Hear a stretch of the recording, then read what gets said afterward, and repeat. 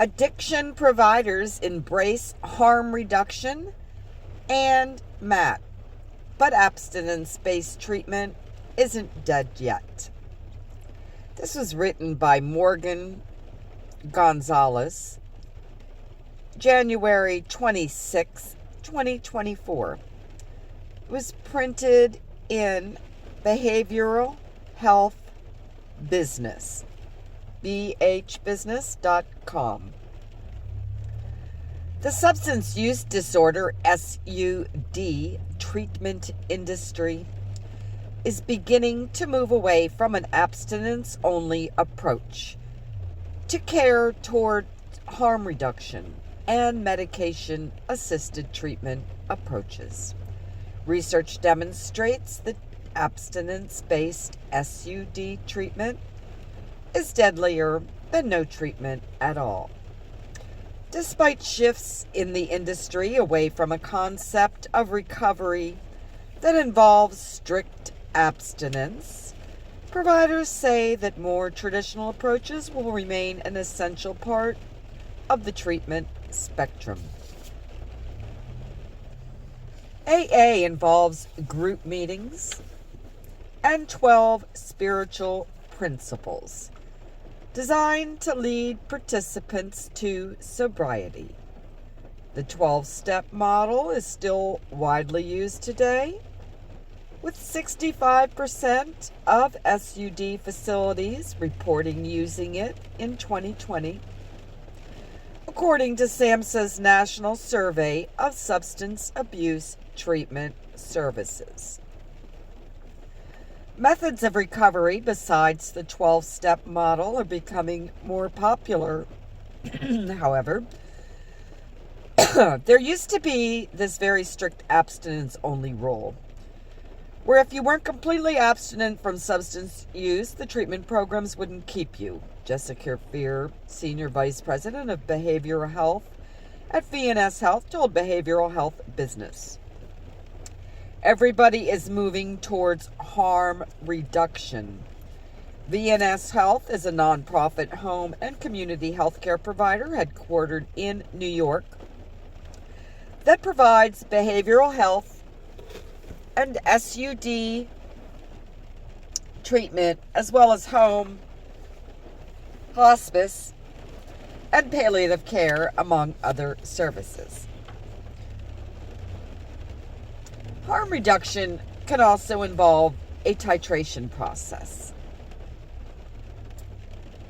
in addition to preventing infectious diseases. This titration process reduces the amount and frequency of drug and alcohol utilization over time. Personal bias may impact the popularity of harm reduction approaches, according to Cooper Zelnick, Chief Revenue Officer at Groups Recover Together. I think that if you take someone who's been using heroin 5 times a day, and you can figure out how to help that person use heroin once every 3 days, that's a really good outcome, Zelnick said. So I think it's really important for us to check our biases. Groups Recovered Together provides treatment through Suboxone, a brand name of buprenorphine, along with group therapy to promote members' recovery through in-care and virtual care models. Abstinence-only approaches are increasingly being replaced or augmented with harm reduction and medicated-assisted treatment, MAT, approaches, which Zelnick said is beneficial for population health and from a cost perspective.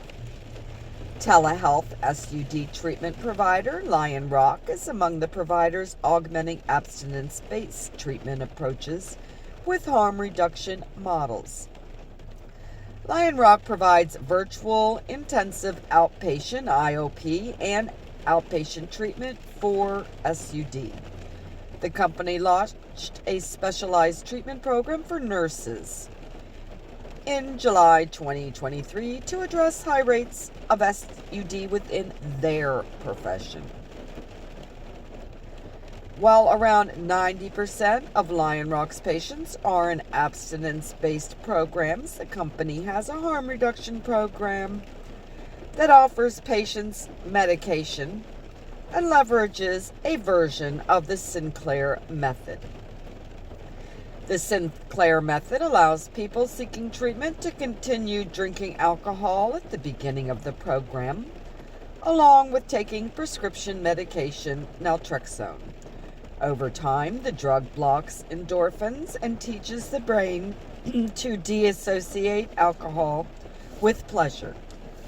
The drug alone does not address the underlying problems associated with SUD, according to co-founder and CEO Peter Lowe. Our program is not in the Sinclair method in its pure form, Lowe told Behavioral Health Business. We also provide a lighter version of the resources, structure, and counseling that you would find in our IOP program. Because if you don't get at the root cause of a substance problem, which is not the substance, it recurs. Harm reduction is not necessarily becoming more popular, Loeb said, but it is becoming accepted as a serious modality. I don't think that harm reduction will become more popular in the sense that more people will want it, he said, because I think everybody wants it. I think that the starting perspective is I have a substance problem and I'd like to get it under control. Why abstinence-based treatment persists? Abstinence-based treatment persists partly because of governments and payers' interests. Payers are specifically interested in abstinence-only methods, Loeb said. SUD cost employer-sponsored insurance plans $45.3 billion each year. According to a study led by CDC researchers, outpatient drug-free treatment is the least costly modality for treatment. State messaging also led providers to focus on abstinence-based treatment, Fear says. A lot of the reason that Article 32 providers were espousing abstinence only is because of the message that was coming from the state, Fear says. The substance use provider community has always known that harm reduction is a better way to approach it. The ones for whom medication works don't talk about it because medications remain stigmatized. Heimer told BHB, the loudest voices in the field of people who talk about their management of their chronic disease of opiate use disorder are the people who've recovered through abstinence. Abstinence-based care as part of the continuum. Abstinence-only treatment will not be going away anytime soon, providers told BHB. But harm reduction is now a serious alternative to complete sobriety. Having received abstinence-based care himself, Zelnick said such treatment should still be an option within the continuum of addiction treatment approaches. Saying that statistically MAT is the right answer for everyone could be misleading, Zelnick said, because there are a lot of different types of people. I think as treatment providers, we need to be responsive to the ways in which people are different and use patient-centered approaches to solve this problem. Lieb said that while MAT prevents overdoses, improving the mental health conditions he considers to be at the root of SUD is key. He calls drugs like Suboxone maintenance drugs. If you look at the data, he says, using Suboxone prevents overdoses, he says, but it doesn't say that you're getting people healthy. If you're switching from one really harmful medication, which is the one that you're not supposed to use, to the Suboxone you're prescribed, what are you doing? You're finding a better medication that you use. There is a genuine need for detox units, Fear said, but without supportive networks in their communities, people with SUD could end up in a regular cycle of admissions and readmissions. If you can get someone in consistent treatment, going regularly to their appointments, they get the therapy they need. They get the substance use support that they need for assess, and they have all the tools in their toolkit.